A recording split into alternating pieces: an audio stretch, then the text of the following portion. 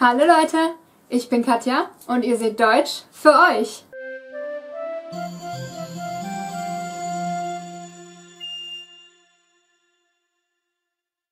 Today we're doing a relatively short but very important grammar session. So remember when you learned how to conjugate sein? Yeah, that was almost exactly 60 episodes ago. I know, right? Well, today you're gonna learn to do it again, just this time for the Präteritum. So let's get right into it.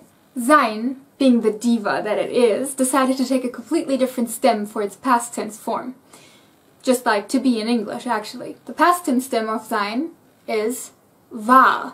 Now we learned in episode 70 that all Präteritum endings contain a t. Well, not this one. Since we have a stem change here, we don't need extra endings to indicate the past tense for us, since the stem already does that by itself. Meaning that sein is the only verb that uses the present tense ending for its past tense as well.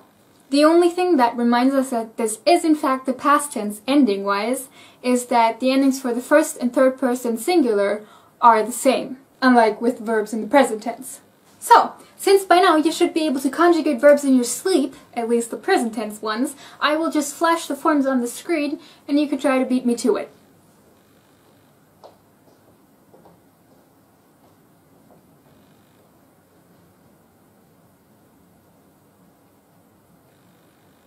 Well, did you get them all? If you did, great! Give yourself a high five. Yay! If you didn't, but you've been watching for a while, you've got some catching up to do.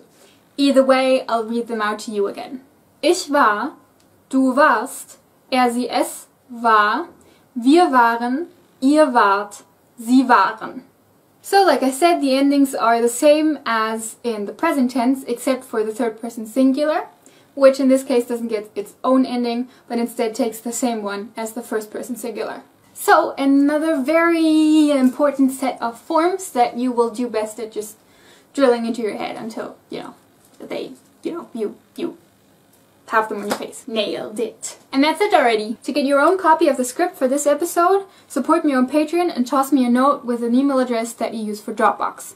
Your random word of the week is der Zollstock.